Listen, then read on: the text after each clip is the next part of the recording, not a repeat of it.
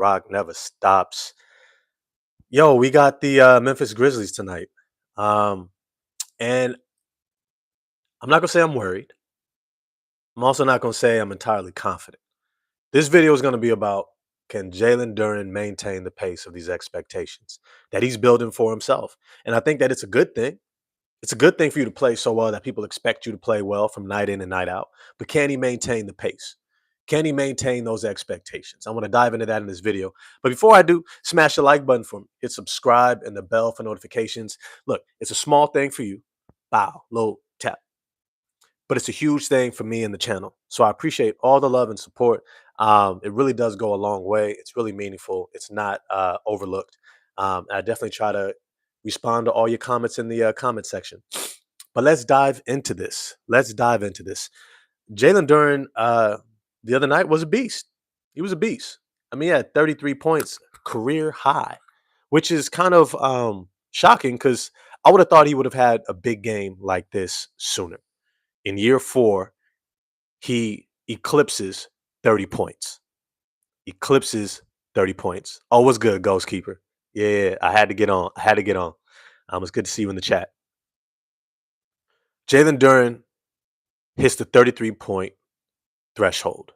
And to be honest, this is not a common threshold. It is a threshold that really only a select few big men get to. Right? These are generally where the all-star level centers get to. The Alperen Şengün's, the Domantas Sabonises, the Nikola Jokic's, the Joel Embiid's, even the Jarrett Allen will have an occasional explosion, especially before Evan Mobley got there, right? Guys who carry a little bit more of the weight of the team's offense, leadership, expectations. The Karl Anthony Towns, even a Miles Turner had a big game or two. I think he had an all-star year as well. And now here's Jalen Duren. Now, it's something that I've said from the beginning of the season, from the off season, that Jalen Duren was going to take a jump this year. And this is kind of the jump that I had seen, but it still comes with a lot left to be desired, if I'm honest. If I'm honest with you. I keep it 100 with you. I'm not going to sugarcoat. I choose peace over violence, right? Sometimes I choose violence though. When it's, terrible showings, I'm going to let you know how it is, but I can also acknowledge where there's growth and also where there is new challenges that come with growth. Teams more and more are recognizing just how much of a threat that Jalen Duren is. The Detroit Pistons, now I believe, 4-2, 5-2, something like that. It's still early in the season, so I don't really care, right? But it's to say that as teams begin to game plan more and more for these individual talents, Asar Thompson, Ron Holland, Duncan Robinson, Tobias Harris, Cade Cunningham, of course, they're now having to say, okay, how do we orient our defensive focus? But this isn't necessarily where I think the Memphis Grizzlies might go. I think they might go another route if their coach, is worth his salt. But before I dive into that part, I want to talk about Ja Morant. Ja Morant had a suspension, a 1-game suspension. And athletes many times can come out the gate one or two ways after a suspension. They could come out of the gate with, fuck you, I'm going to show you why I'm the one and y'all are trash. And that could be a dangerous game. That could be a 30, 40-point explosion, absolute dominance. And then give them the, you know what I mean? That's how he could come out. And if he does, it's going to spell trouble because Duncan Robinson can't contain on the perimeter. The Detroit Pistons, by and at large, have struggled to contain perimeter attacks, guys attacking from the three-point line, off the bounce, looking to get into the paint, to the rim. We've struggled. We have played too much with our hands. We don't move our feet. We don't trust one another to cover for us. We don't trust that we can go into rotation. We don't trust that Asar, Cade, Duren, Tobias, Stewart is going to rotate so we don't have to foul. and we could potentially trap or something like that. Like we don't play with this up here. We just foul, and that can spell doom for us in this game. Jalen Duren ended the last game with 5 fouls, and the combination of that could make for a rough outing in Memphis. In Memphis, this is where I think that the Memphis Grizzlies could go if they're smart. Jack Londale went 2 of 2 from the 3-point line. Jaren Jackson, I think he went 1 for 3 or something like that. But we know Jaren Jackson is above average 3-point shooter. If they play their bigs like the Bulls played a Nikola Vucevic and decided we're going to pick and pop you to death, we're going to hunt Jalen Duren and we're going to force him to cover that 3-point line, taking him away from the rim. And we are going to attack and try to get downhill as much as possible. That can spell doom for Duren because the area of growth that he is in is he is still figuring out how to do these other things. Now, of course, the Detroit Pistons have schemes that generally work well in terms of covering that 3-point line, whether it's not bringing Duren out and someone rotating from off their man and we just go into rotation. Maybe that's what we do.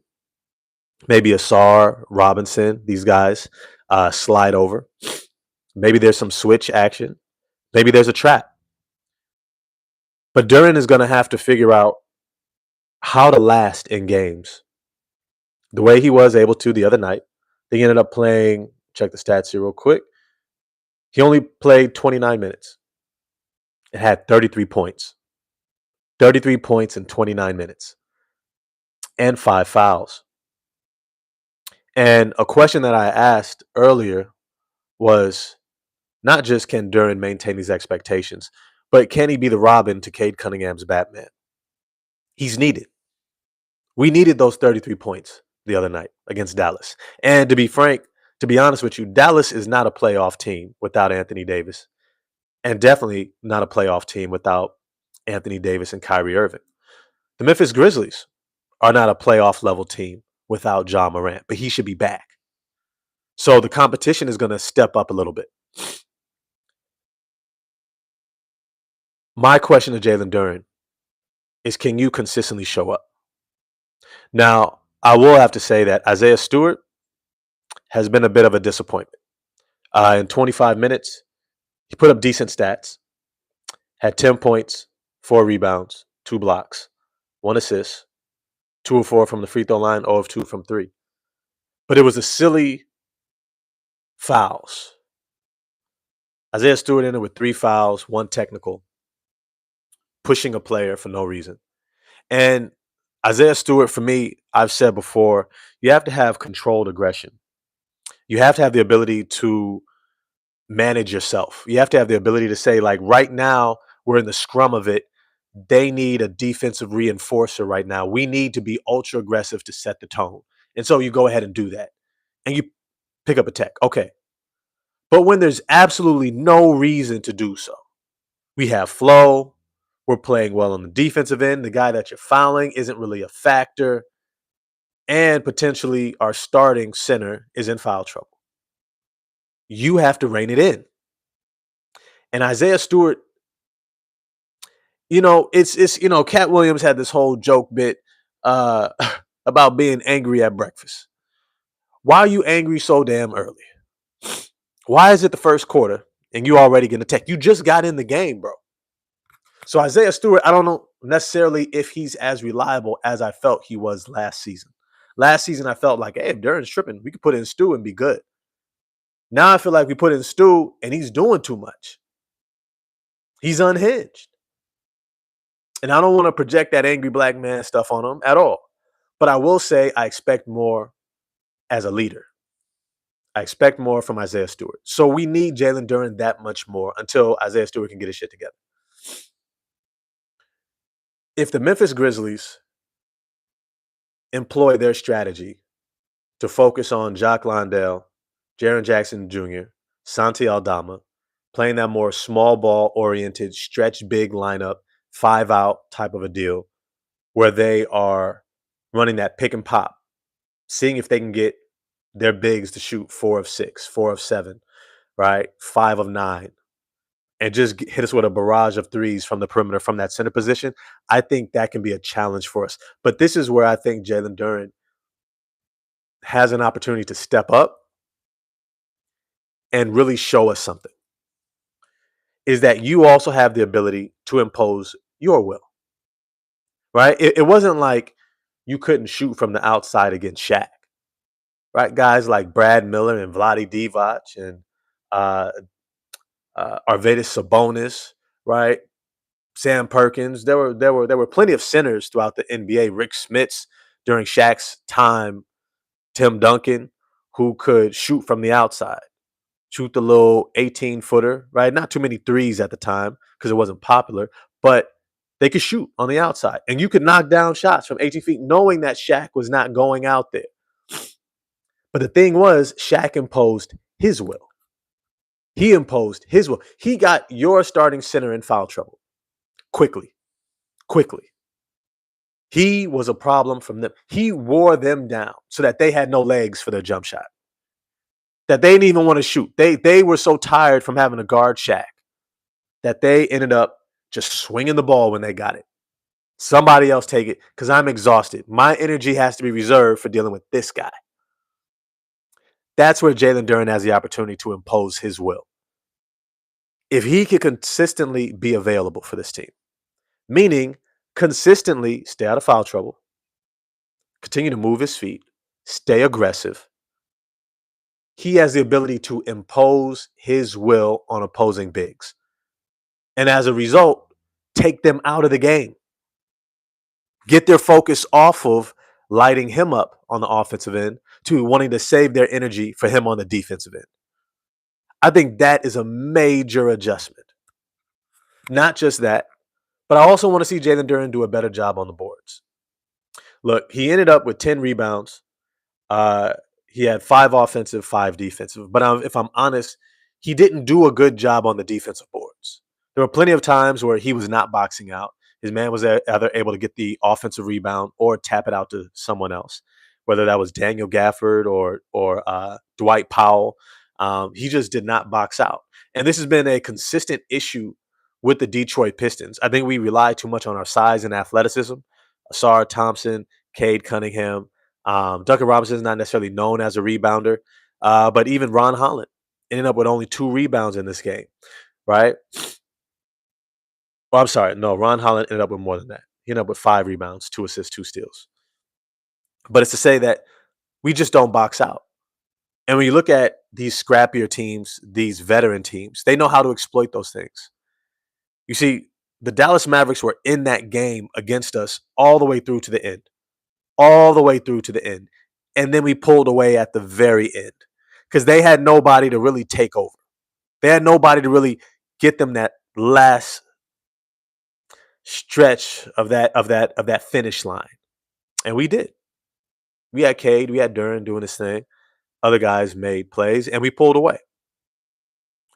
But this team might have an angry John Morant. He might have an angry John Morant. And an angry John Morant might be dunking on everybody. It's going to take a lot of discipline collectively as a team for us to be able to contain John Morant. Not playing with your hands. Make sure you're communicating well off of screens. Boxing out and securing the defensive rebound. Make sure that you're exploiting mismatches, making sure that you're taking advantage of your opportunities, knowing that you're going to need a buffer for that moment that John Morant turns it on. Not to mention Jaren Jackson Jr. Look, we all know that Jaren Jackson is a horrendous rebounder, especially on the defensive end, which means that Jalen Duren should be able to exploit that mismatch. Along with Tobias Harris and Asar Thompson, we should be able to rebound at a high level against the Memphis Grizzlies. But we have to be disciplined because a few offensive rebounds that lead to an over the back by Jalen Duren, a reach in, a secondary attack or secondary 3-point opportunity, right, allows teams to hang around in the game. It keeps them close. And it forces us into positions where we're in a tight game where, let's be frank, Cade Cunningham has not found his rhythm. He hasn't. if the Dallas Mavericks had had their full accompaniment of Kyrie Irving and Anthony Davis, I think this is a very different game. It's a very different game. Jalen Duren trying to cover Anthony Davis is completely worlds different than trying to cover Daniel Gafford. Anthony Davis, I would not have been optimistic that we pull that game out against a Kyrie and an Anthony Davis. But then again, with Kyrie and Anthony Davis, right, this now becomes a championship potential team, not just a playoff team anymore. With Anthony Davis or Kyrie Irving, they're at least a playoff level team. Without both of them, they're a sub playoff level team, which is an indication of their record as well. Now we got the Memphis Grizzlies. We can't expect what happened in the last game is going to easily roll over into this game. Can Jalen Duren maintain these expectations? I don't know. This will be what I'm evaluating him on, not if he gets to 20 points.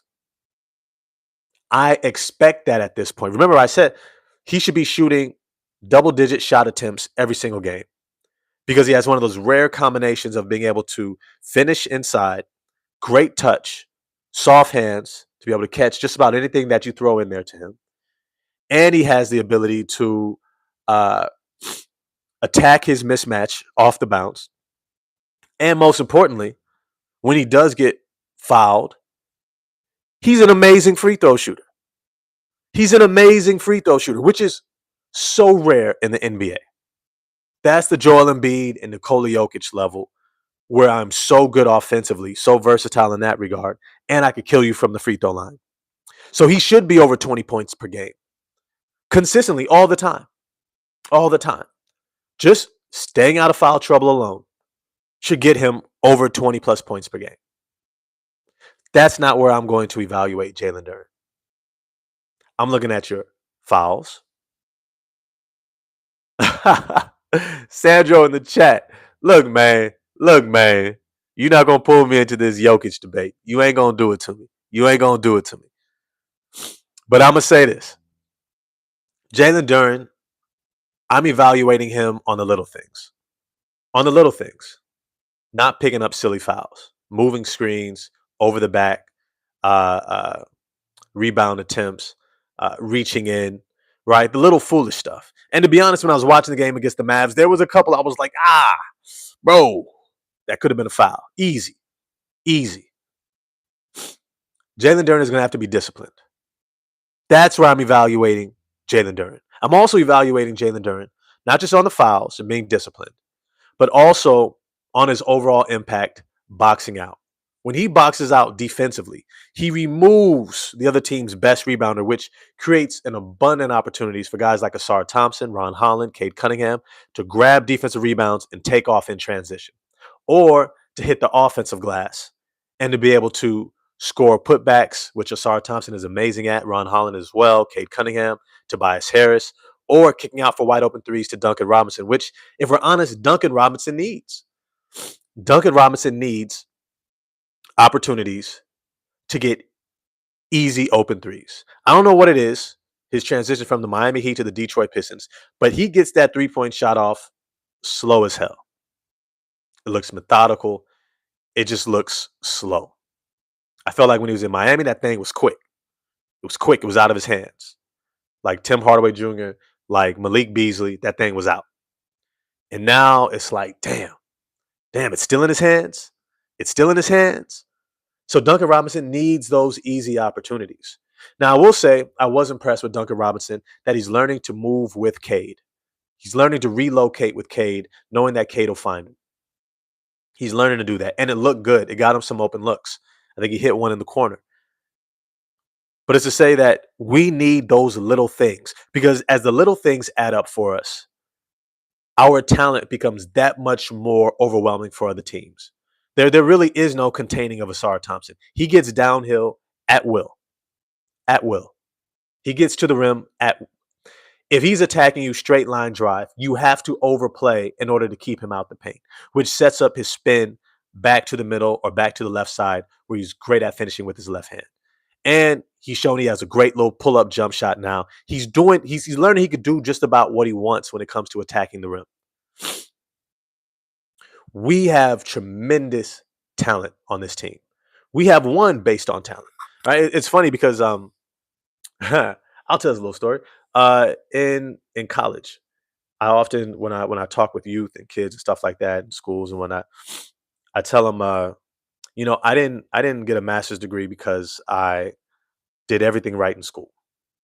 I wasn't able to succeed in school because I did all the right things. I was actually terrible at doing homework. Terrible at homework. I just don't do it. Just I got other things to do in my life than do more school after school. I just did. Especially at the time, most of the time I worked two jobs all the way through probably from high school all the way through graduate school. One of the things that I was able to do was how I put it is I talented my way through school. I talented my way through school. I knew what I did well. I knew what I did great. And I just left to the side the things that I knew I was not good at. I just let it alone. I just, hey. And at times I would communicate with professors to let them know I'm going to need more time on assignments. I just am. I'm going to probably procrastinate, get it done at the last minute. I may need a little bit extra time. And what's funny was they were more than willing to give that.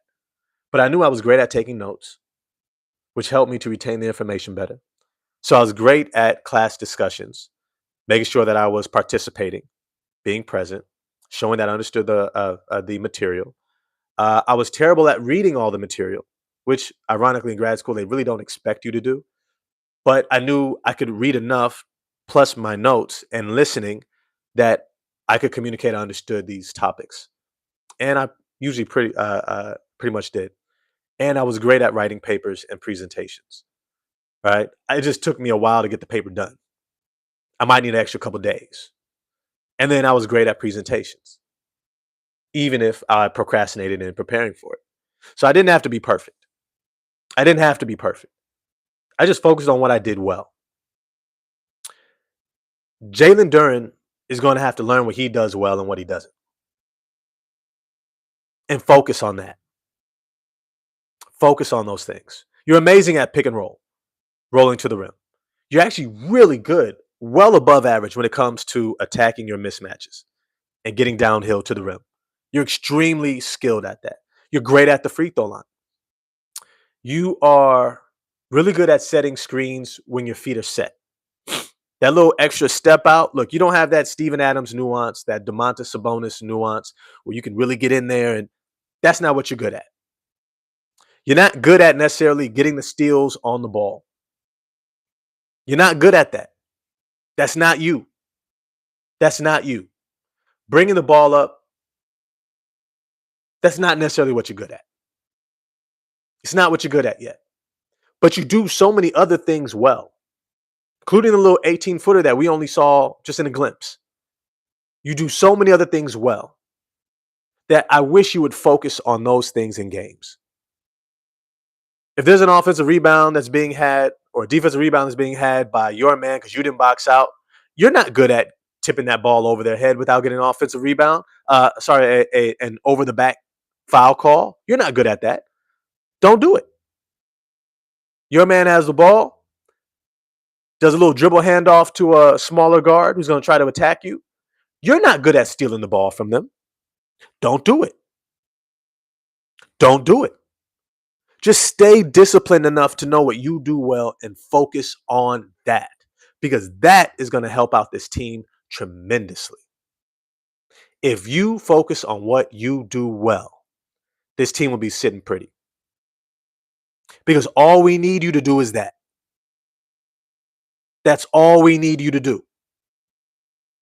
And that's where I'm going to be evaluating Jalen Duren.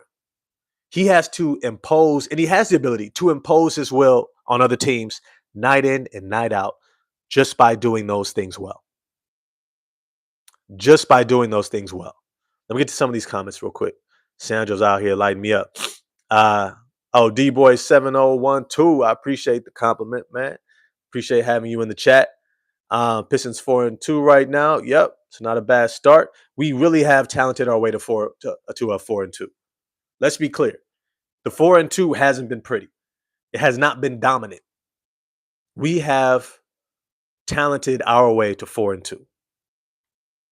We did not always play great. Our main guys are being foul trouble. We've got injuries. Still don't have Marcus Sass. Still don't have Jaden Ivey. right? I don't think anyone has played tremendously consistent yet. Cade Cunningham has had one good game, but he was trash for most of that game before he had his little fourth quarter run, right? And then he struggles in this game as well. And I may do a video on Cade as well because it's something I keep saying. Cade, you have to understand your plan of attack. You need to have a plan of attack. How you're going to try to score every single game, you need to know it. Hey, if Jordan had to do it, you got to do it, bro. If Jordan had to do it, if Kobe had to do it, if Tracy had to do it, Paul Pierce, all these great scorers, Allen Iverson, right? You had an Iverson cut. You had a Paul Pierce cut. You had Kobe on the block, fadeaway. Jordan fadeaway, right? Dirk fadeaway. All these great scorers have their go-tos, their game compact. They know what they're going for. And you acting like you don't need to for some reason.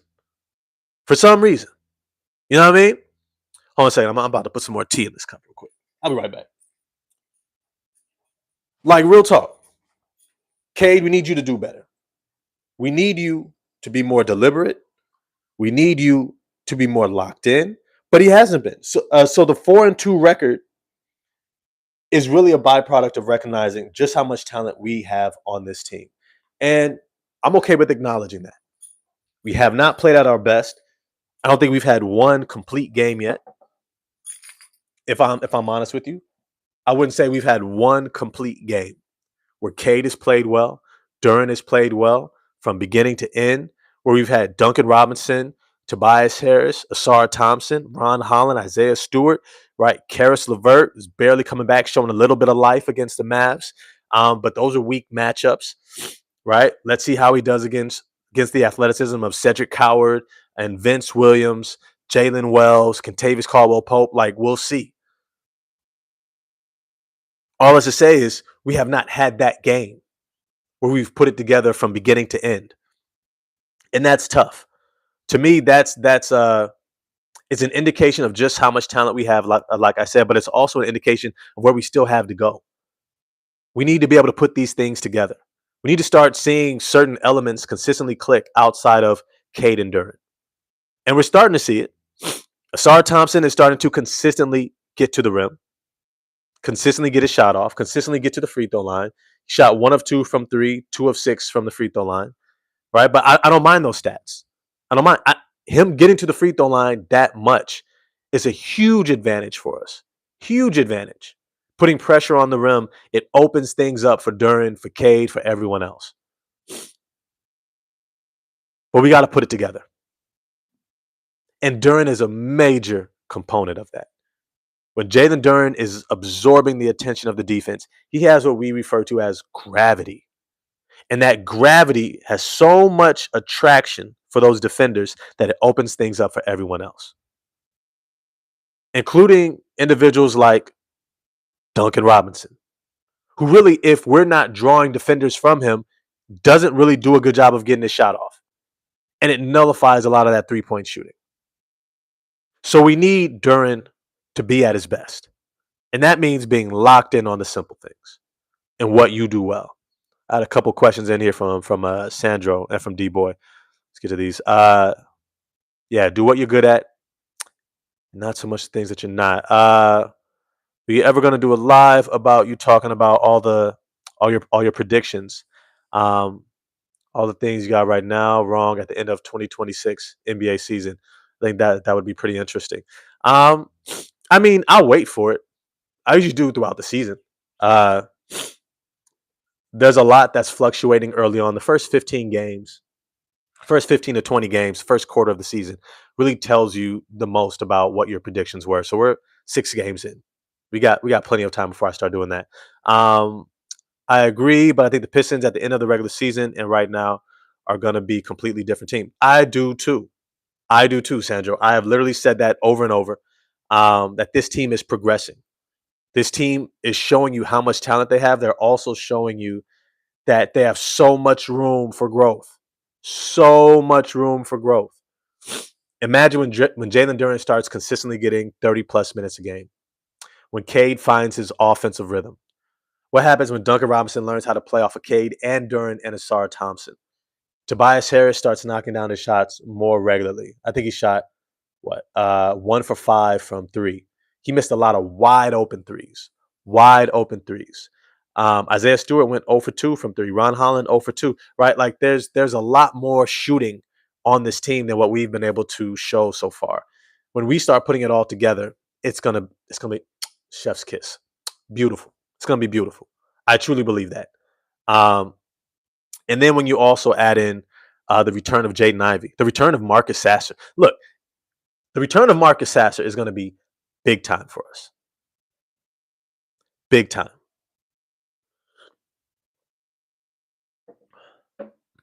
It's going to be huge. And I look forward to it. I'm looking forward to it.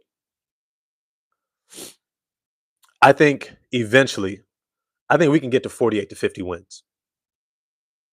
But as we've noticed in our division alone, the Bulls are hooping. The Bulls are hooping. Uh, Indiana, despite being winless, has been a tough out. Not in, oh, they just beat the Golden State Warriors, right? All right. I think it was in Golden State, in San Francisco. Uh, Milwaukee looks good. Cleveland has been dominant. I mean, beat the brakes off our asses, right? Our division is already tough enough. You got Toronto figuring it out. You got the Philadelphia 76ers look legit. New York Knicks, right? Charlotte looks more solid now that they got some blue collar guys or guys who play less with their athleticism and more with just like better IQ, knowing where to be on the court, playing together as a team versus kind of the more individual play that they've had in the past, right? The East is going to be better. And the Miami Heat, Orlando, right? I can go on and on. Teams are going to be competitive night in and night out. I do think we have more talent than most teams. So it's not going to be a runaway. But when we get Jaden Ivey back, I might do a video on that soon. When we get Ivey back, oh, it's going to be pretty. It's going to be pretty for a little bit there. It's going to be like, oh, I told y'all. I told y'all. Let me get to these other comments. I think players like Asar, Duren, Duncan. Oh, no, I almost skipped D-Boy's comment. Do you think Cade overthinking his shots? Maybe, but I think it's also an indication that how he prepared throughout the summer. I've seen that Cade is nullifying a lot of the turnovers. I want to say in this game, he ended the game with only one turnover. Only had one turnover and 18 assists. Yo, I need to do a side video just for that. Just for that. I know they didn't have the best point of attack defenders or even perimeter defenders in terms of the Dallas Mavericks. They didn't have any elite perimeter defenders. Klay Thompson was the shits, right? Max Christie, who? Ain't nobody worried about him. Najee Marshall ain't doing nothing with Cade. 18 assists to one turnover is still incredible. Shout out to Cade for that. Maybe that's what he focused his offseason on. He needs to figure out how to get into his shots more regular, more consistently, more intentionally, not just taking what you find along the way. And I think that that's something that can switch up a little bit as time goes on. He watches more film. I think he'll figure that out. But it is another leap that he'll take probably, I would say, by the end of November. Let me see. Sandro. I think players like Asar, Duren, Duncan are going to be way better when Ivy comes back. Facts. I think the speed and the pace of the game is going to pick up. We're going to see our guys playing at a much higher energetic level. I think we get more turnovers, more three-point shooting, especially with Ivy. More pressure on the rim. Guys are going to score easier with more alley-oops because Ivy can play make. Yeah, it's gonna be nice, but I expect Ivy to come back at the turn of the new year. But I see in Mexico, a rookie Cooper Flag received more calls than fourth. Yeah, oh, that was crazy to me. That was crazy to me. They were out there coddling Cooper Flag. They were coddling him. The refs, it was trash. It was trash calls. I think the Pistons will get to 46 and 36, but if we started the season when the Pistons reach their full potential, I think they could be a 54 win. Yeah, Great point. Cade is just learning how to fight double teams. Ivy coming back will help out and make it more dangerous. Yep. Can't double Cade with Ivy on the floor. I completely agree, Ray. I completely agree, Ray. But right now, I don't see Cade getting to his spots. And remember, I've said before, his spot is right inside that free throw line. Get to that free throw line and in. He needs to get that little shoulder bump. He needs to get that little post up, that little turn and fade, that little push shot from that little mid range in between, right around that free throw line, because from there, he's deadly. He's dead. Too much touch, too strong, too much length, and he's a great offensive rebounder. He can come right in afterwards, grab that offensive rebound, go right back up. I think if he focuses scoring more there, especially early in games, I would love to see JB Bickerstaff draw up plays to get Cade Cunningham um, scoring opportunities right there. Right there. Get that Paul Pierce cut action, come across that free throw line, get the ball at the elbow, turn face, go right into a shot. Pump fake, get to the free throw line. One move, get around your guy, bump, pull up, push shot over the top.